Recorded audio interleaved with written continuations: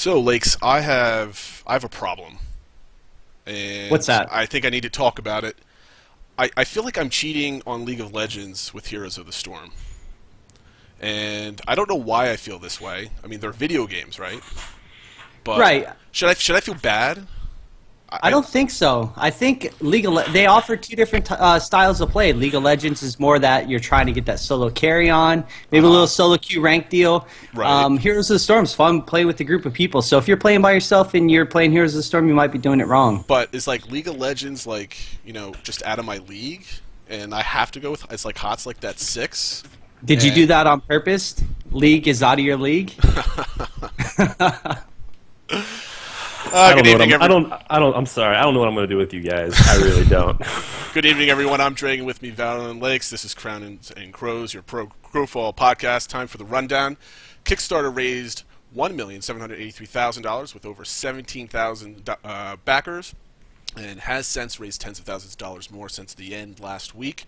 Crowfall is the 15th largest video game funded, and a small 400,000 separates Crowfall from the largest funded MMO, which is Camelot Unchained. Today we're going to talk about a couple things here. We're going to obviously talk about post-Kickstarter stats.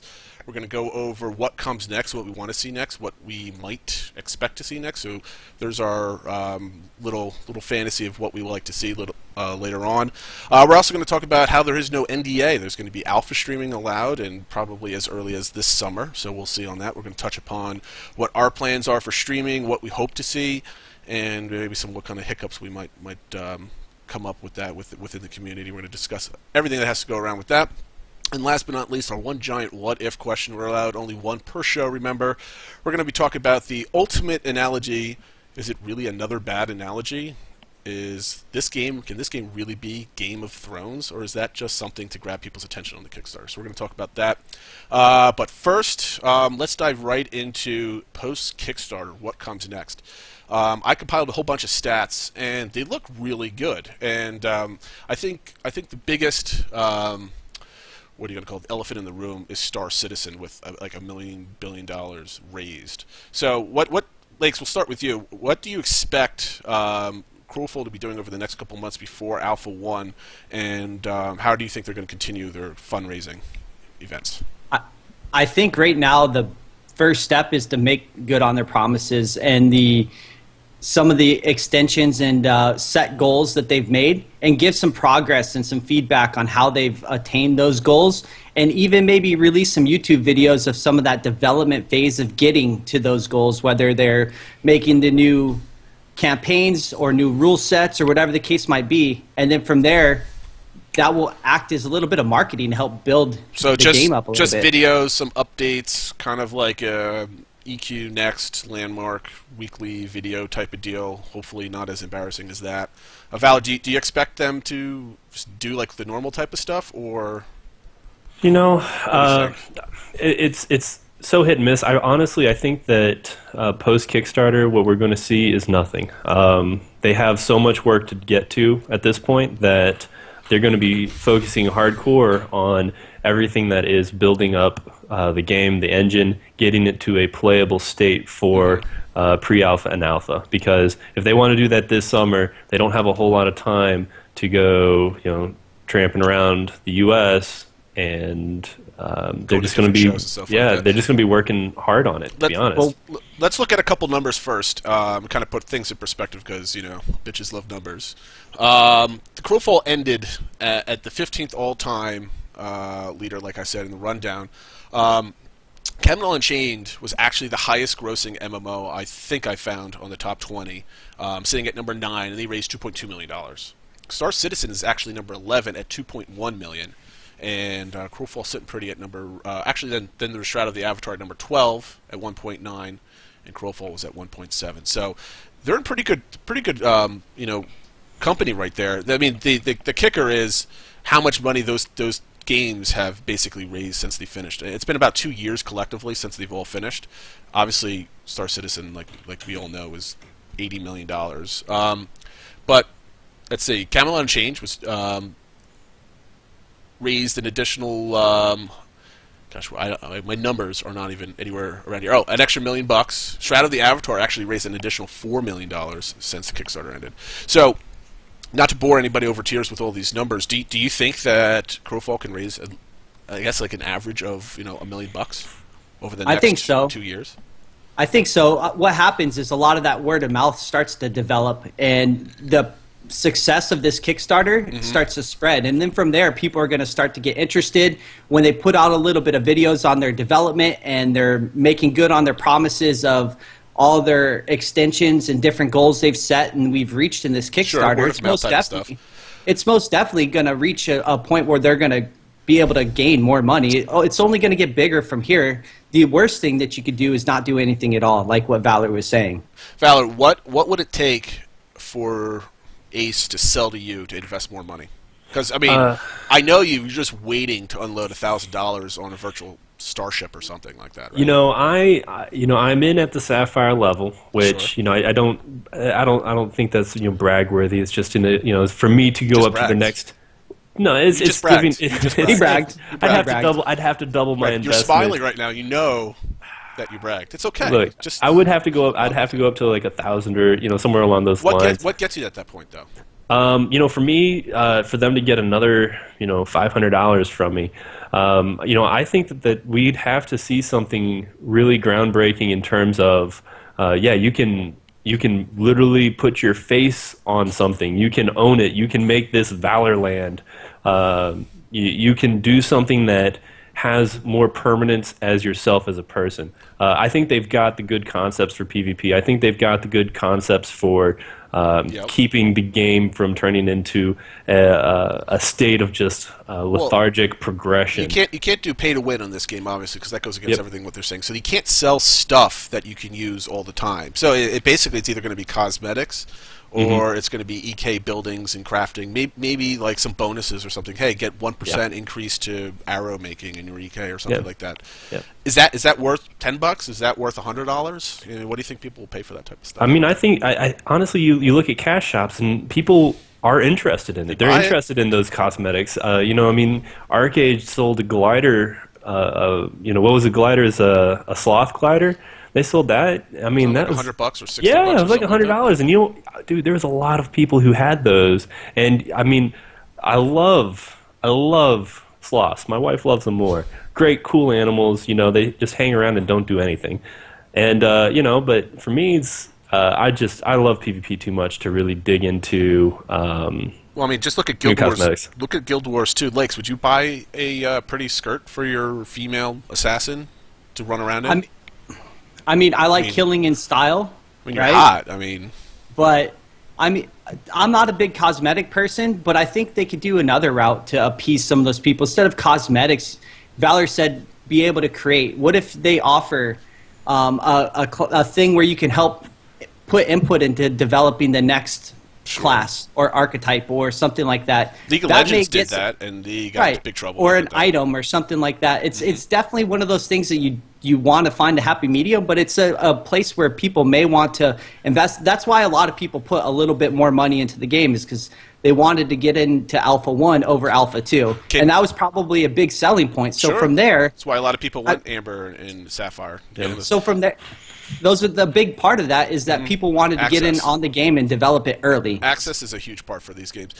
Speaking of cosmetics, can Valor and I donate some cash to get you a new hat for into rotation for the show? We're just talking here. At least I'm wearing a different shirt today. Come on. This is good. This is very good. I can't change the hat, man. It's by request every week. I'm gonna point this out, Dragon.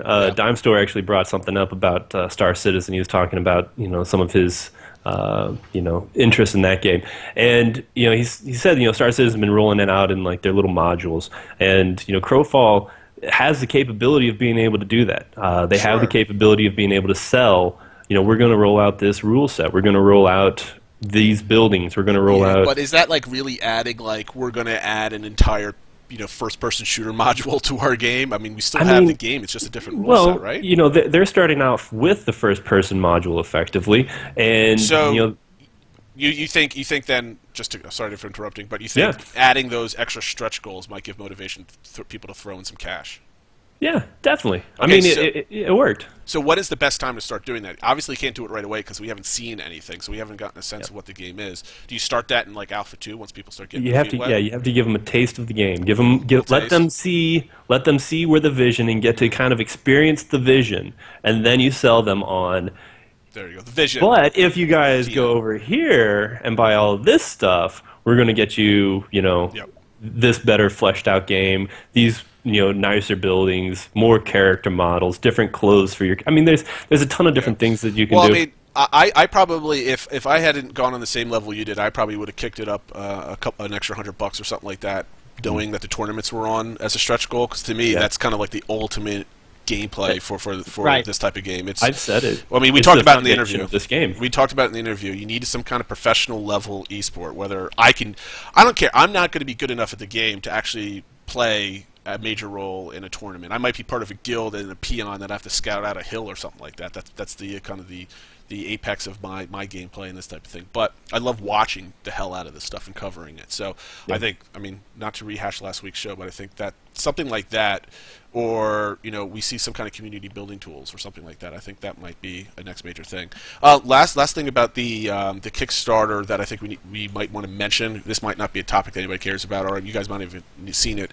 Gordon Walton put up a post on the forums talking about all the differences between gold, sapphire, and emerald levels between pre and post Kickstarter, where they've taken off a couple things. Yeah. Have you guys taken a good look at what's missing and what's not missing? Because I'm looking at what some of the exclusives are, and it's some utility stuff like character slots, reserving names, the exclusive costume. What was it? The arcane weapon set.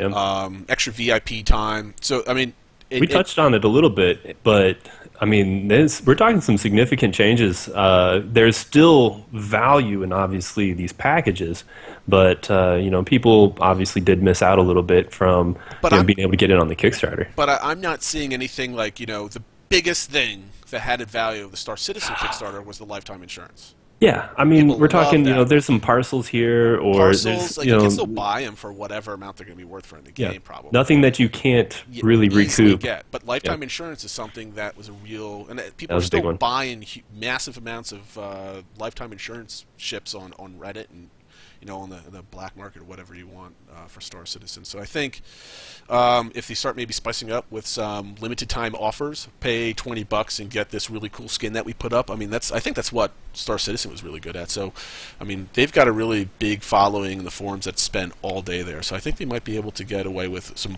maybe not $325 spaceships, but maybe A la carte options too. like a $5 this or a $10 this, and just kind of crank that up. Put out like 10,000 sword skins and see how many people buy them. I don't know. One of the things they talked about, and this is why they've limited their character model to some pretty standard modeling. I don't know what you'd call it, but one of the reasons they did that is to improve performance. Instead of having to render 8 different versions or 20 different versions of this color and this combination. They're keeping it very straightforward. I wonder how for far technical reasons though. Yeah, I wonder how far down they're going to have to go with that. Will they be able to sell weapon skins? No doubt. Cosmetic. If we're talking cosmetics, which is what people really buy. I mean, you look at League of Legends, They make all the money on skins. Oh man, It's crazy. It's ridiculous Billions how of much money. dollars of skin money. All right, so I have spent a lot of money on so skins. have I. So those kind of cosmetics I do. I love that shit. Right, it's fun. great. Like it's a huge pay model for every company out there, all those free to plays, whatever. And this game's going to be you buy the game and you have the game, so they have to make money somehow. And some people may not want the VIP status. EKs are going to be huge. We talked about it over again. I mean, this is not the late 90s, early 2000s anymore. The majority of people playing video games have a disposable income and lots of it. They don't mind spending $4 for a pretty little skin because they want to play with it for about an hour. So I think if they go that route and set precedents for it, I think they might actually make some money. Okay, I think we've beaten this topic to death. I don't think there's really anything to talk about post-Kickstarter stuff. We hope that it continues going, and you can hop on the Crowfall.com website and you can track the progression. There's a page for it. You can see how many backers and how much money they've raised, so you can kind of check that out. Let's talk about the NDA that doesn't exist. Have we really ever seen a major studio or even an indie studio with big names on top of it putting out a game without an NDA, at least on an MMO level where it's this complex? I can't think of any. I'm thinking back to some of the past games, especially recently, and Not streaming anyway. not streaming. I mean, there was another game that it was way back when, but it was a tournament style game, and it was heavily under NDA, and so I don't even know. I mean, I don't think the company's even in existence anymore. But just out of respect, they it would have been a fantastic game for streaming. I mean, this would be like the ideal to go stream on, and they didn't do it. And so I think this is somewhat groundbreaking, because what they're effectively allowing is they're allowing anyone and everyone, including competition, big titles, or companies, to say, oh, okay, well, this is what they're doing. Let's see if we can do this in World of Warcraft or something else, and just kind of pick out little things from this game and try to get it out there faster than or in their own version of it. You want to hear my conspiracy theory, Lakes? Go for it. Why this is it? They're using Unity 5, right? Right. They're Unity 5's in beta right now, or about to go full release for the audience. Maybe Unity 5 gave them a break on all their licensing if they alpha stream or go no NDA on their development, so everybody sees how easy it is to develop in Unity 5. I think that you might have figured it out. Gordon's watching right now, and I guess everyone say bye to Dragon, because he's on the hit list. We may not. We get in touch with him like, hey, Greg, what are we going to talk about next? It could be possible. It's a good deal. I mean, if they're that confident in their development process, I mean, I've tinkered around in Unity 3, and I'm not a programmer by any means, and I was actually able to make it snow and have a dude run around by watching YouTube tutorials. So I mean, it is an easy skill set. You don't need too many skills. I think you hit it on the head. It is ballsy, because it could go both ways, right? Everyone has a first impression, and first impressions mean everything in gaming across the board, because the first impression is going to extend out to everyone else. You're going to tell people that this game is awesome, but now you're giving, let's just say, a big streamer comes out, like someone like Trick 2G comes out and he streams it, and he's got a couple thousand people, or someone even bigger than that. They come out, they stream 30,000 people. 30,000. They watch this game, and they're like trashing it the whole time. And they're like, well, this game isn't that great. It's really laggy, it's clunky, it's slow. Good stuff. Oh, absolutely. Right? Yeah. So it could go both ways. So it is ballsy. It's but it's a move. Like, if you're confident in your development, it's great for marketing and advertisement, because at that point, if the guy's like, wow, this is a really good game, now you have 30,000 people that just watch this guy play the game, and everyone wants to play it now. I mean, people are saying the licensing costs nothing. Unity 5 is pretty cheap, but all the voxel farm licensing, you have to buy a lot of different things. I mean, it's pretty cheap compared to other engines, but I don't know. I don't think we should explore it that much. It was more of a joke than anything else, but it seemed to kind of make sense. But what I think I've read, that alpha is basically not going to be up full time. It's not a 24/7 type of thing. It's going to be a very small, controlled 1 or 2 hour window of checking things out. So obviously there's a very limited amount of Sapphire and higher level people. I think I didn't even I should have probably did the math on it, but I think there's got to be 2,000 or so, maybe less. Oh. Like 1,000 Sapphire at least for Alpha ones. For Alpha 1s. For Alpha 1, and like everyone that has the Alpha 1 access. I don't know the exact number, but it was something low. I think Sapphire total, I think, was roughly around 500, right? Because they had like two. Wasn't it like 500 Sapphire and then like 300 early birds or something like that? Something like that. In any case, let's say under 2,000 people. They're probably going to do the test. Do you think they're going to do it prime time on a Saturday night? Are they going to, or a Friday evening where everybody can play? Or are they going to do it like a lot of other people that did their alpha things at like 1 o'clock, during the day, like 1 o'clock on a Friday or Wednesday morning or something like that, where hey, we're open. Okay, we only got 40 people playing, and it's not stressing out the servers. It's a give or take, right? Sure. Because you could have the development team, they run into an issue or they want to test a specific thing out. They'll probably do impromptus at random times. But I think a lot of the big tests to appease the people that were able to get into the Alpha 1 and pay that money. I mean, from all around the world, you have to find some sort of centralized time where it's reasonable for people. I mean, you don't have to, No, you don't. But that sucks for the guy that lives in blah, blah, blah, and has to play it 2:30 in the morning, right? But, I mean, it's one of the things, you knew what you're getting into. It's an NA-based game. You're getting into that Well, no, but what all I'm saying is, you know, hopefully they're very open with their development. Hopefully they put it at times where most people can, you know, the most people that are paying $500 for have, you know, probably full-time jobs during the day, like a 9 to 5, like most people. So hopefully most people can get in and give it a shot. What are your? Yeah, go ahead. Yeah, I'm gonna chime in on this. Is that you know, one of the big reasons why a lot of these companies do these tests during work days is simply because that's when they're working. And yes, we all have 9 to 5 jobs. Dragon's over here. These are developers. They do crunch time all the time. Come on. Yeah, they're used to that lifestyle. They've still got the crunch time. I mean, yeah, but crunch time, they've got a year and a half before release. You know, what I think is, I think that they're going to probably have they'll mix it up a little bit. You know, they might do 2 days a week, and they'll do one during the day and one, you know, on the weekend, or, you know, something along those lines, to be able to, you know, allow people. I've seen it done before where they'll do it a couple of days, and that's just the way they do it. You know, my concern in H1Z1 being the most recent and best example is, you people know, had fun with that. Even when you were told this is pre-alpha, the game's not finished, it still received a almost crushing amount of negative publicity for how bad it was. And so that is going to be the mission of ACE and their marketing / PR / programmers, because they all wear multiple hats. You know, how do they get out in front of that and make sure that everyone understands this is where we're starting? All right, it's a journey. It's hard. Come with us. Right. But here's the thing. All right, so let's talk about expectations. We're all going to be part of Alpha 1 to some degree. What are your expectations for? Or is it? Do you think it's just going to be like one simple little map that they built, and you're running around swinging at things for 3 hours, and that's about it? Is it going to be just basically a battleground so they can test netcode, lag, and combat, and that's about it? They're going to have different test objectives, obviously. Oh, obviously, sure. I think it's going to be very modular. That would be my expectation, to test each in individual pieces of that game. Like, they may just open up an EK portion where we're only going to be able to build, and that's going to be the day. And then they're going to release a rule set, and we're going to be able to play that rule set for a few hours and try it out. They're not going to have everything out in the open where we're going to be able to jump around. It's going to be very modular, and I think as long as people understand that it's going to be, you're going to have pieces of the game to test and play, then I think the expectations are very easy to come. Like, they're going to release this game piece by piece to where we can play it. I mean, Star Citizen's a perfect example of that.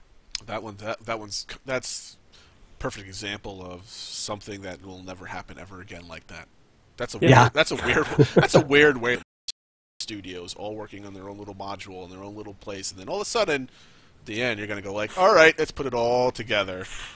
No, that would be a nightmare. Actually, you know what's so funny is I actually read an article about completely off topic with Lara Croft. Lara Croft, yeah, you saw that. Article. Yep. Good, great article. I'll link it for everybody. But you know, point being, I expect the game to be relatively playable, but very simple. I mean, they're going to be testing out the combat animations. They'll be testing out the basic structure of their game for Alpha 1, Alpha 2, pre-alpha. They have a pre-alpha. So the earlier you get in, the more patient you're going to have to be. Just understand that, one, your feedback is being listened to, because you just take what they're doing on their forums, and then you add the fact that there's only a couple hundred of y'all. I mean, they're going to be paying attention to what people say and watching the game. So that's one of the big reasons I got into Alpha 1, is I want to be able to get in there, test it out, and do what I can to provide the feedback from myself and other folks within our community. Do you know what the one thing I did in an alpha that was all me and I'm very proud of? I altered the game forever. Mm-hmm. It was Rift, and it was like old school World of Warcraft. You got your mount at level 40 or something like that, like a standard game halfway through, and I'm like, this is dumb. You should get your mount right away. Why isn't it like this? And they thought it over, and all of a sudden you can have your mount whenever you buy it. All done. So that was me. That was my crowning achievement of game development forever and ever, and you can thank me. Yes, that was me. There you go. Silent clap from the guy with the filter. Slow clap. Slow clap. I was starting to get out real slow and waiting for everyone else to chime in. No, wasn't working. But I mean, like, I think the one thing I love about alpha games is you get so many different people, kinds of people, in an alpha. They all have their own idea, and this is going back to last week's discussion. It ties in with like everybody putting their hopes and dreams into the Eternal Kingdoms and what they want them to be. Everybody's going to try their damnedest to get the game to be what they want, hopefully the developers, you know, Mr. Blair, number one, sticks with his true vision of how he wants combat to be. Because the people that are in Alpha 1, Alpha 2 aren't going to be your typical players in the long run anyway. So I don't think they're going to be persuaded to change their mind or their ideas very often. Like, that's one thing we don't want, because we all invested in this game based off of their base vision and their ideas and their concepts and everything. So if they were to divert from that, the good thing they've been receptive on the forums. And they've been taking a lot of feedback, and you've seen some small changes and some information released probably sooner or later than they wanted to based on that feedback. Oh, I don't think there's going to be major revisions, like all of a sudden they're going to be tap targeting and versus action. It's going to be like the little things that end up making, you know, the game really good or just kind of bland, because it always takes one or two things to really alter the feel of a game for the most part. Like, for example, what if they turned on or off those telegraphs? And that's another big topic that people don't want to touch because so many people are so passionate about it. And that's all over the forums, too. Like, there's a lot of passion there. People, like, you know, simply turning them on for me, like, if I were already playing the game and you turn on telegraphs, that would turn me off completely to the game, because to me it's not a fun mode of gameplay. So, you know, there's some people that might say, oh, this is great, now it's just like WildStar, I can play. I mean, why you would want to tap into WildStar's 10 remaining players, I don't know, but, you know, it is there. I'm sorry, WildStar. I'm sorry. They're down to like one server, one PvP server. Sorry. It's so sad. And we're rambling. All the developers that made that game are gone. Okay, so anyway, Alpha 1's coming up. We're going to be streaming it. I can't wait to see it. Hopefully all the archetypes are going to be in there. There's going to be at least a decent set of runestones and disciplines to go after, get, and test. They're probably not going to have all the archetypes, but hopefully there's going to be more than 2, so we can all give it a shot. Yeah, so, I mean, I think from their base archetypes that they put in, they should have a good majority of those. Yep. You know, if they continue to add them, though, I'm not sure how that's going to go. I don't know, the Minotaur one, whatever they called that, yeah, we'll see. Maybe it'll make it in early. Maybe it'll take a little bit longer. I don't know. I don't think they've developed any of them except for some of the rough outlines of character animation, character models. I think they're still kind of ironing that stuff out. Okay, so Alpha's coming. We don't know what it's going to be. We learned that if we ramble on for 10 minutes about Alpha, we come to absolutely no conclusions whatsoever. But it's exciting. We're going to see it probably maybe 2 or 3 months from now. Last bit about Alpha is we just got a preview of Camelot Unchained's Alpha, and they're basically building their engine from scratch, and it did not look good whatsoever. It was obviously there's like you call it their old school alpha, meaning it's really an alpha. It's very rough. This is just here's what you paid your money for so far, and they're being very honest, which I give them a lot of credit for. And I'm not bashing them the game because it's a very very rough shape. Is that something that they're going to have to put a little bit more polish into Crowfall because they're not doing something like that? Is there because there's ultimately going to be comparisons going to be made because they're the 2 leading PvP games coming up.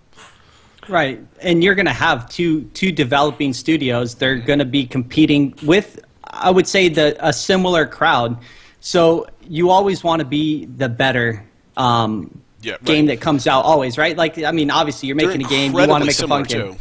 Right, they have a lot of similarities.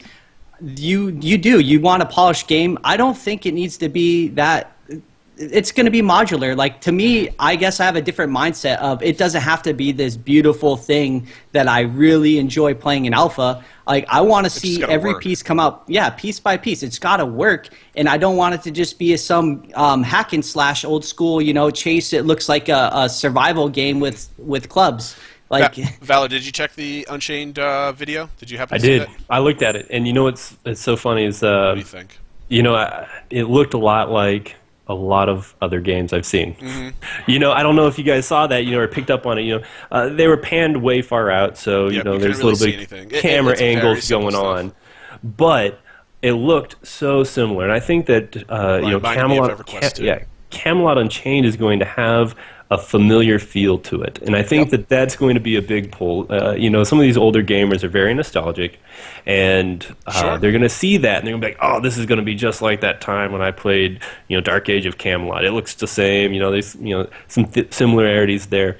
But I don't think that they are going to be able to make their game look as nice as Crowfall is going to be able to look. And the reason is because how much they're allowing the players to create. So the players are going to be able to build and do their own thing and create their own castles and all that. You know, very cool concept, but you know, if we look at any gaming history at all, that's a very difficult thing to manage without dealing with, you know, griefing and the same issues that Crowfall is trying to sidestep, such as the Uncle Bob scenario. Well, here's one major difference for me, and I'm not bashing Camelot and Unchained. Obviously, we're all Crowfall fanboys because we're actually sitting here on a Tuesday night talking about a game that's not coming out for another 2 years. Crowfall shirt. Well, I'm wearing my Crowfall underwear, but you just can't see it on camera. Anyway, the biggest difference is Camelot Unchained is going to be a tab target hotbar, 2 or 3 hotbar combat system.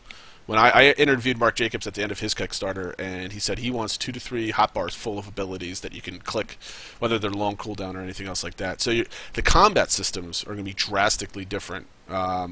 One's action, one's old school. So I think that's the determining factor in which game you're actually ultimately going to want to play. Because they both have destructible stuff, and raids, and all PvP, and all that other thing. They all have, obviously, their own differences in a rule set-wise, but I think mechanically, combat is going to really differentiate between the two of them. So that's something to pay attention to. I think on the alpha, back to the alpha topic, we talked about CF, and they're going to have the no NDA. I think one of the things I'd like to see the development team do with the no NDA is really work with streamers. On us every single week? Or just really try to work with good streamers, good quality people to put their stuff out there. Because last thing you want is just to be promoting just a bunch of 100 different random streams that maybe not offering a whole lot or even making your game look nice. So it's a two-way street, right? The game has to look nice to look nice, and the streamer has to really give his honest opinions. But at the same time, you don't want someone up there completely trashing your game. That's gonna hurt. That's gonna hurt a lot of feelings because everybody thinks since they were there during day one and they put their name in the streaming thread on the forums that, you know, Crowfall should be working with them. But ultimately, Crowfall has to work with the best interests and go with some of the, maybe promote some of the more professional streamers that can put the game at least into fair testing with good crowds. So I mean, they want eyes on the game, so they're going to go with people with the highest view count. So prepare for that. And that's a marketing tactic. Oh, absolutely. For sure. You have to do that. I mean, we can't just because you know. In any case, I'm not even going to go there because it's just. But let's talk about the last subject we're hitting because we're hitting on the 40-minute mark here. What is the value of putting on Game of Thrones front and center on your Kickstarter page? What did that get them other than some confusion? Hype. Hype. You know, this was a topic that I really wanted to touch on, and honestly, you know, we sat and we talked about for 15-20 minutes whether we should even talk about it. Game of Thrones and how it can associate with this game. And I actually EKs are all about my Thrones. Well, and you know, and everyone said, "Oh, EKs," and I said, you know what? If you go back and you look at their website, they actually talk about the fealty system and how it can play a role inside campaigns. Now, I'm going to preface that whole conversation with I just read an interview today on I want to say it was MMO Games, where they said that the fealty system was just in the EKs. Not really sure what really to go with there. I think that might be a system they're still fleshing out. However, if you have a fealty system in the campaigns, which is what we can assume, where if you know your side, if your personal guild is losing or you yourself are losing, instead of just joining this other guild, you can actually swear fealty to them and join their campaign, you know, their side of the campaign, help them win, and then you are able to get, you know, those resources. And so, if you consider that as an understood scenario in campaigns. Let's break it down like our conversation that we had last night. you know, it's all fine and dandy, and you know, we're all nerds here. We all love reading Game of Thrones and all the other fantasy novels and swords and shields and magic and all that other stuff. And we love being able to dream of becoming our own king, or being a vassal, or being a baron for somebody else's kingdom, because it's romantic. It's nice. It plays into your fantasy and all this other stuff of games that really we want to immerse ourselves in. But ultimately, it comes down to, how does it actually work? You know, how does the fealty system work? You know, in one of the descriptions, I don't have it up now, I'm not going to dig it up, but they said that your neighbors fall and this, that, and the other. I mean, saying the word neighbor implies that there's actually territory owned. So let's expand on that. Is the game going to have territory boundaries like Civilization, which was another game he brought up early on in the Kickstarter? So are you going to have clear demarcations of where your land ends and begins? Because that's a great metagame to take part in. And actually raiding other people's territory to grow your own is a whole other metagame that you can get into. Again, I'm going to stop now because that's a giant what if. But like, is that kind of stuff planned? Like, is swearing fealty, you know, the guild leader just going /fealty, you know, valor, and then all of a sudden his guild merges with yours, and they're all peon levels in your guild, and then you just organize from there? Is it simple as that? I don't think so. I think it's going to be, you know, if we're going to make that assumption that, you know, when they said Game of Thrones, they weren't just, you know, playing off the hype bandwagon, which, you know, might be trying to paint them into a corner here. Look into it however you will. You will have your own house. Yeah, we're asking questions. Just asking questions. You have your own house. You know, the Starks, Lannisters. Your house is your guild, and your guild swears fealty to another guild. You continue to operate as your own entity for the betterment of them. So at the end, they are on the rankings. You are not. However, you get to get those resources. Sure. I mean, so you get to enjoy the win. You can get, maybe towards the end of the campaign, if it's just as simple as, you know, guilds or the demarcation factor of what kind of rewards you get, because we still don't know how you classify as a winner in some of these things. Are you part of the guild? Are you part of the I mean, obviously, faction war and all this stuff, it's pretty easy.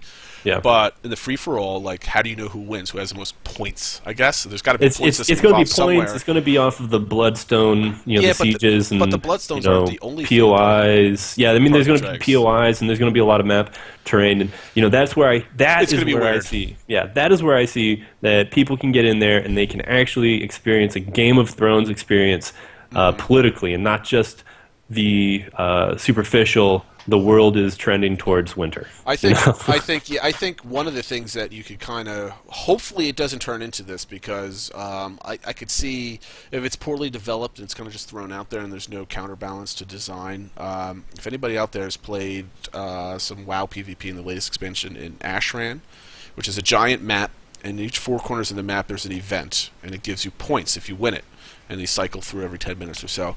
And with those points you buy gear.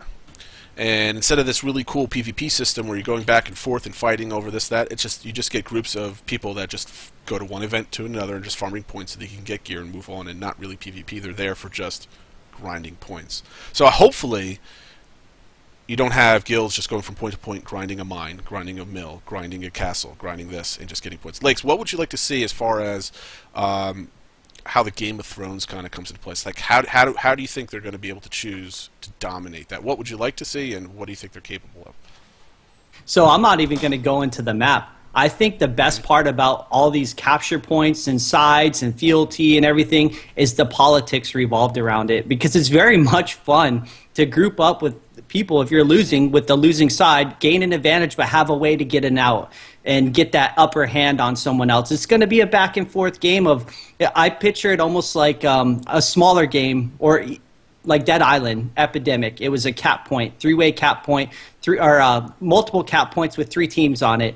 And you'd work with certain teams to try to shut off the winner, but then you'd have to have that outside plan to be able to pull off the win yourself. So that is all like quick politics within a 30-minute game, but these are going to be going on for a while. Like, I enjoy the politics behind the Game of Thrones style, you know, concepts. Well, Val, I'll throw this at you. Most people, majority of people out there that love PvP do not play EVE. It's still a very niche game. But everybody that loves PvP loves reading about EVE. I mean, we always come across a giant thread about Eve, and there's this giant war, and something's going down, and it's 5,000 people versus 5,000 people, and one person stole a corp bank and all this other stuff. I mean, it's fun drama to read on the forums. People like that. Do you think a game set in a medieval fantasy has the ability to create that drama again? I think that it has a better ability. You know, the thing about Eve that allows it to create so much drama is how easy it is for players and communities to interact with each other. The more restraints you put on what players can do in a game, the more restricted their actions become in that game. And so, Eve, because you can go in and you can run a racket, and you can there's freedom there. Yeah, you can effectively run your own pyramid scheme. Or whatever else you want to do about it. It allows the community to create its own content, and that's why sandbox games, in some ways, are the easiest to create, because all you have to do is create the sandbox. As long as the sandbox holds stand. Well, I mean that's what Crowfall is attempting to be in some degree, is because they're just putting a map and some mechanics in there and player behavior. Yeah, their crafting system, they're trying to leave that as open and as free as possible, and it's going to be really interesting to see how that all actually comes to fruition, because again, if you want to have that player-created content, you're going to have to give them the freedom to screw up, have the freedom to screw other people over. All of this, and people will complain about it. Well, that's Game of Thrones. That people, it's not just the thrones in the kingdom. It's all the politics, the backstabbing, and the deceit, and all that other stuff. And again, that's a lot of fantasy talking about that. So that has to play out in the game. So how does backstabbing come in the game? It's essentially you're either weakening a position so somebody else can take it over. So like, there's got to be, let's say you can build fortifications around a mine and protect it, and maybe it's a downtime or whatever. Maybe you can open up the gates and allow people in, type of thing. Maybe, obviously, you're raiding guild banks and that type of thing, stealing resources. And then the only other thing is like recon, where you have massive caravan is coming, and maybe there's back roads you can take and whatever and hide it, and you can give the location of that type of thing. So I think those are three easy examples that I don't think are what ifs. I think that actually happens. What other stuff can we do in order to create that, or did I just cover all of it and I'm a genius? No, definitely not. I think overall that this game and the concepts are going to help benefit and empower smaller groups of people to be more valuable than anything else. Like, people are saying the big guy's always going to win, but these smaller guys that are powerful, to have a group of maybe 20 people that are just really good at the game, they're going to be valuable to the big guy, because you want these small, powerful groups on your team. There's this politic. You've got to work with outside sources to be able to accomplish your goal. And if you're a smaller group of people and you just want to play with a few friends, like, you could still be part of winning campaigns. You just got to play the politic game right. So how permanent, Valor, should keeps and castles and fortifications be? I know there's going to be a timer for some of the major things, but hopefully we can build and structure other defenses that aren't part of protection. They're just kind of fluid. How permanent should it have holding mines be? Because certainly we agree that it can't be like Guild Wars 2 or Elder Scrolls, where they just constantly flipping back and forth. No. So there should be a certain element of permanence to them, where if you lose them, you lose something important. I mean, that was the thing about Guild Wars 2, is you could lose a castle or a keep or whatever resource point or whatever it was. You could lose it and it wouldn't matter, because 15 minutes later you go back and take it over and you might have lost 2 points. No big deal. Because it was an accumulation. You got to feel it. It was an accumulation thing, and so what's going to be interesting for me is, make it a big deal to lose it. If you lose it, it's destroyed, or allow people to destroy resource points. I mean, choke people out of campaigns. I mean, there's a lot of different ways that you could go about it. I think we're going to touch up on this because we have a lot of time to fill up between now and alpha streaming and the release of the game, and I think one of the most important things that we have to talk about in a PvP sense, and the only people that know what that feels like are the EVE people, is the risk versus reward and losing things. It's actually losing your gear. There's three things that are going to make the game interesting over all previous PvP games. It's the physics, where you can't bunch up into a ball and death zerg people. You can shoot your bone player in the back if you're not careful. And if you die, you lose your stuff, and you can't just run back from a graveyard and group up again and go at them again. You have to reset So that's going to slow the game down tremendously, which I think an MMO PvP game really needs to be slow. Can't be fast paced because it's not that type of game. So I think did you guys have anything else you wanted to add for Game of Thrones stuff? I mean, it's kind of a giant kind of topic, but I think you have to hit up on. Yeah.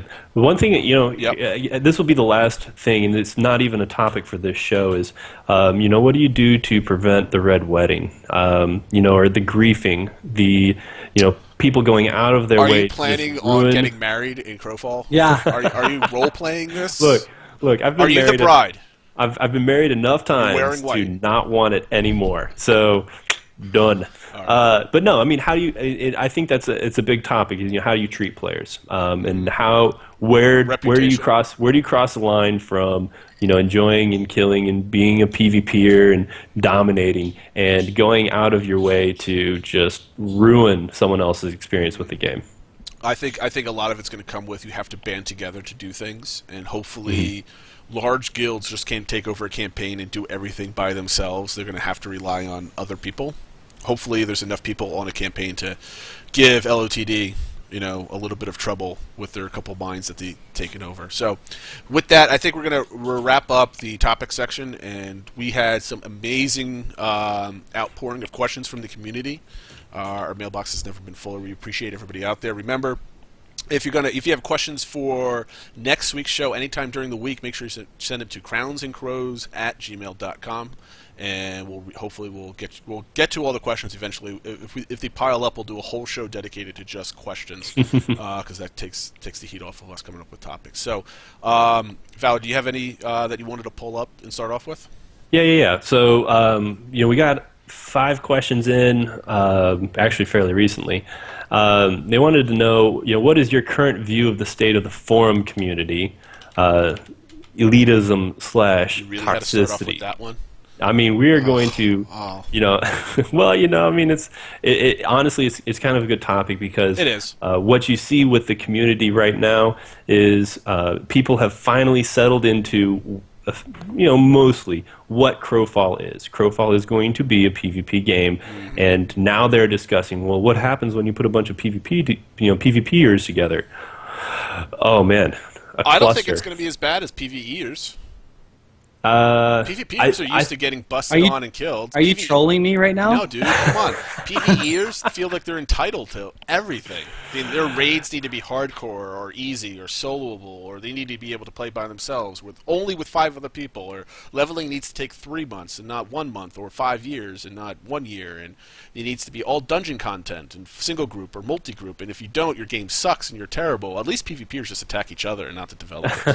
Yeah, but you're going to have the elitism. You're going to have the people the spirit of competition, and that's what breeds, in my mind, a lot of toxicity. Sure. And it's going to be very hard. It's always hard. Every game has a way of managing it, and some of the features out there are very common, like you're going to mute this person or you can report them. But, I mean, if they're consistently killing you over and over again, what can you do about that? Report them for killing you over and over again? I mean, it's fair game. It's an open world. They're out there to kill you. It is griefing, but at the same time, there's not a whole lot that they could do on that side. But as far as toxicity and the stuff that they can manage on forums, and then some of the chats and harassment and that kind of stuff, that stuff is completely uncalled for. I totally get it. That's something that they need to regulate. Obviously, you can't ruin competition. Obviously, you got to have some presence in some of the official channels and keep the people from cursing and screaming at each other and stalking people and stuff like that. That's going to be a nightmare in itself, especially with a high risk and reward type of thing.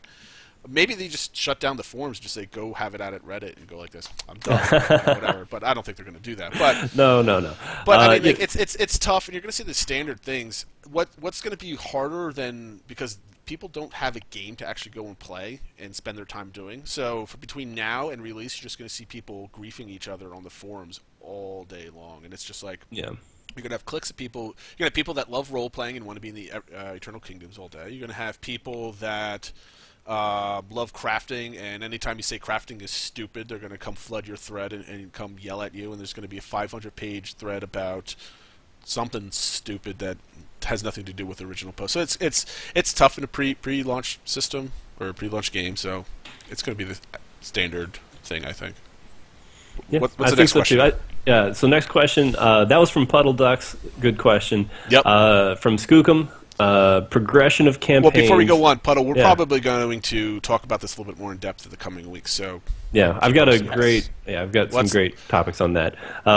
Progression of campaigns, a lot of what ifs. What do we expect to take place in campaigns? I think we're talking about I'd that. love to go into this, but one, we don't really know anything about campaigns, and we he did our prefaced what it- if today already. Yeah, he prefaced it with, "Hey, I know we don't know anything, but I'd We like did to our hear what what you if. guys think." So, Skookum, hold on to it. Let me know more. Yeah, we had a question from Aro about what do we expect in terms of alliances, treaties, non-action pact agreements, and Bullshit. That's what that is. I thought I thought it was honestly. interesting.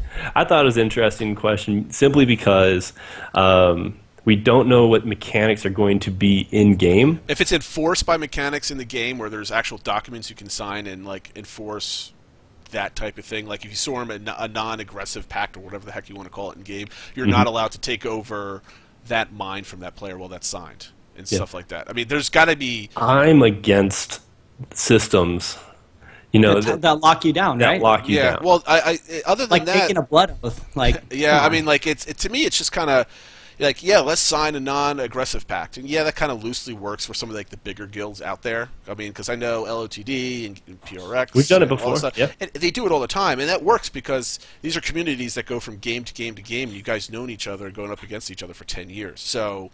There's some sort of honor among thieves, so to speak, when it comes to that type of thing. Until you turn on them and put a dagger in their back, and that's what makes the game fun. But for the average casual player, for a guy that has a guild of 30 people or 50 people that just started it, that type of thing, what is that? That to me, that's kind of just all RP. I mean, honestly though, it depends. I mean, if you're a group of 30 to 50 people and you want to be able to hold a keep or build a keep, people like-minded to yourself, and so that's where I see, especially maybe even more so, the smaller groups who want to be able to participate and compete on the larger scale will be signing these alliances, and we'll tie that back into the fealty system going into campaigns, which again, making an assumption, waiting to be confirmed, that there will be a fealty system in campaigns. Well, I mean, the thing is, the reason why I call it RP bullshit is because you just naturally just help each other out. It's like, hey, you got 10 dudes, I got 10 dudes. Let's sit here for the next 24 hours and see how much stuff we can get, and we'll split it. Do we really need to put like a title on it? Do we need to get play like into it a little bit? a sheepskin scroll and sign You it? have to and, you have to come up with a name. FedEx to the next you have to person come up and they with can a sign name for it. You have to have. We called on our Blackgate server in Guild Wars 2. We called it the Beastgate Alliance. I mean, you have to have a name. Sure, but like I said, that's for, like the big boys that are playing that have been doing this for game to game. They have the organization stuff to do that. I'm talking about like all your big time guys are going to be on a spread out on 2 or 3 campaigns essentially, and you guys are going to go have at it. There's still going to be some other campaign where it's a bunch of regular players that haven't been in a PvP guild for a decade that they're going to come to an agreement and whatever, and it's fun and they have at it. But do we really need to call it all these things? Can't we just say, hey, a couple dudes get together, mining some ore? Well, what's funny is it's not always those people who name it. Some Honestly, it's not always you who get to choose your name. Lakes, you want to be my mining bro? Yes. Yes, of course. Why did you even hesitate? Easy question. Why'd you even let's put that on hesitate? Twitter. All right, next question. Lake's a probe miner. Next question. All right. Let's get one for Lakes. He's been like his Yeah, eyes so- have been going back and forth. I've been in chat. I've been in chat, trying to. He's been communicate. staring at the screen like this. And Yeah, his eyes are Lake's going been back and handling forth a like lot of this that. all the All time. right, Lake. Here's a good one for you. All right. Will 2 players? This is going to be in regards to the Eternal Kingdoms. Will 2 players be able to combine their Eternal Kingdoms, preferably into one instance, or will they just have to pick one player to build up Yes. land nodes for us to put our buildings on? They answered this No. already. I already answered it before you finished. No. Yeah. So No and yes. overall, it's no and yes.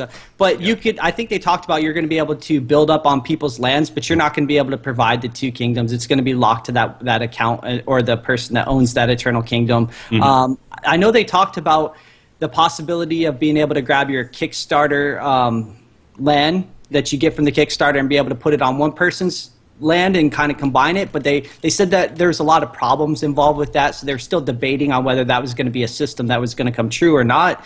But they did talk about being able to grab your buildings that you had from your Kickstarter and put them on someone else's land. So Well, but once it's there, you can't do anything with it. You can't take it back. They had a great update which explained all this kind of how all the mechanics might work and that type of thing. And they also said in an interview last week that you're just going to have a guild leader is going to have to say, this is the guy's EK that we're going to use, and everybody pile in and do stuff. But everybody's going to have their own, and there's no combining. There's nothing. There's permissions to allow people in and out, but that's the thing. So no more EK questions for a month. No more EK questions. That was Banned. from Ian. Banned. We have our last question, and this is from a James Goblin. Can you assess the required active Crowfall player base in order for campaigns to work properly? No. This is, being a PvP game, this is a, how are we going to know what's too much and what's too little? And I think, Gordon specifically actually talked about this, that they're going to spend alpha really being able to nail down how many players. Put as many players on the campaign as you can, make it not feel empty, but not overcrowded. You want to be able to have the stability. What's more important to you, Dragon? Is it stability, or is it having as many people on your screen as possible and being able to get out there and just waylaced in a crazy war? I think a campaign that population locked at 200 people would be perfect. It depends on the map size. Well, I for mean, how many people you want to put on. If I was making a PvP game and I had a Kickstarter that gave me $2 million and I could make a game and I had talented people around me and I could say, this is what I want to do. There will be 1 million servers, whatever you want to call it, but the population cap at any given point is 200 people. That's 200 congruent people. So 1,000 people could sign up. As soon as it hits 200, queue time starts. And I think the less amount of people you have, the more engaging the game becomes. Because it's not like, all right, now there's 50 people versus 50 people versus 50 people versus 100 people off doing something else. It's, you have time to read and react to certain things. It's not just a giant mess of people. And that's why ESO and Guild Wars 2 are only fun for the commanders that get to tell people what to do and not be a peon. So I would go for stability and less people anyway, so they kind of go hand in hand. I like you go ahead, Lig. I was going to say I like large battles. I like small skirmish battles too, but I really like the ability to have multiple different options. Whether, like, I don't know if I'm going to turn the corner and there's going to be someone there to kill me. I think perfect example is playing the beginning parts of some survival games like Rust. You spawn in and there's everybody around you with hatchets and they're trying to murder each other. Yeah, but you play League of Legends. That's only 5-on-5. You don't know if there's a Karen in the bush. But, do. But in this kind of games, map size. You got to design it for the population, sure. But, I mean, that may take away, like, you're going to have mounts. Now you have 200 people. You make it too small, then it's just going to be, there's not going to be a lot of fun adventures. And there's going to be a lot of, it out. Right, of course. But I think overall, right, so you put 2 big guilds into one campaign, only half of our guilds or even a part of our guilds are going to be able to log in because of that concurrent. That's a bad part of it, sure. Dragon, you're more of the the solo type player. You like being able to get out there and experience a game from an individual perspective. I've done both. You've done both, but you really prefer very large guilds and very small guilds. And for the last couple of years, I haven't really got involved with too much MMO PvP because A, most of the games out there weren't very good, and B, I mean, like, I do like being part of an army, getting out there and doing the siege. That's definitely fun. But when it comes down to actually physically playing the game, and if you don't enjoy just hanging out on Mumble with everybody else and kind of being part of this giant thing, actually playing the game, at least in Guild Wars 2, was kind of boring because you're just following a ball of players around, and when the 2 people, if you actually saw the people you were fighting against, once they came together, you just mashed your combo and then hope for the best. There was no... I think that's bad mechanics, though. Oh, sure. The way the game was set up. If you could stick 1,000 versus 1,000 people in the game, have physics, have collision, have charging lines, and make it like Total War or Rome. Rome Total War. Yep. Rome Total War. That would be awesome. I think everybody would love to do that. Right. I don't think the technology is there to do that, though. I'm concerned with voxels too. I think that's going to be very. Maybe Camelot Unchained is going to do it for us. When they announced everything that they were wanting to do with the game, my first thing I said Small was, scale. That's all I think. I am concerned about the capability of being able to do this. Now, some of those fears have been allayed by Ace's championing the Unity 5 engine. They're saying that this game will not run well on older computers. You're going to need to probably go in and upgrade in a couple of years. So, be prepared, guys.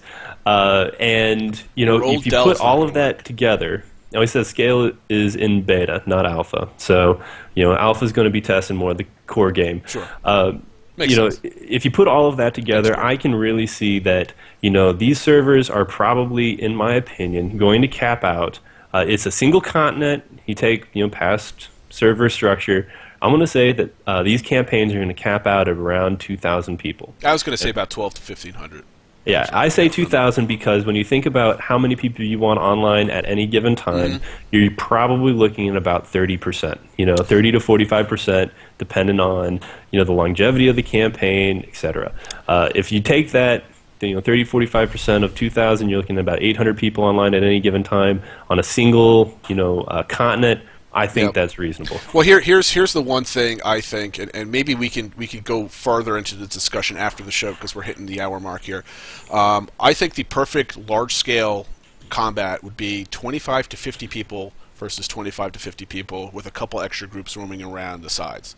I think the game will succeed if you have those hotspots, but have maybe two of those hotspots going on at the same time, and people hanging back in the home front, either protecting mines, protecting stuff, or bringing up resources to build siege engines and stuff like that. If you can spread everybody out so the battle is not concentrated in one part in the map and then everybody else is stragglers, I think they'll do a good job of making it a fun game.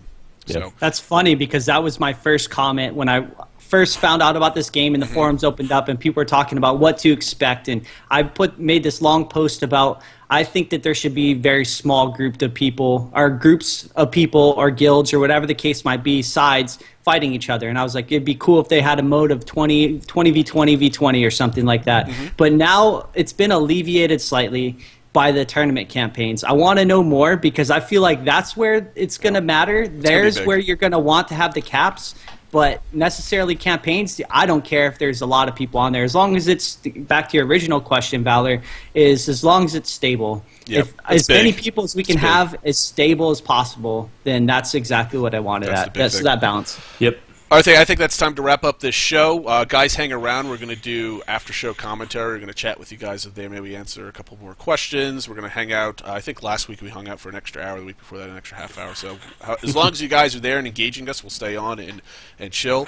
Thanks again for watching. Our social media is down below the stream. You can reach at crownsandcrows@gmail.com. Our Twitter's on the screen. Quick announcement.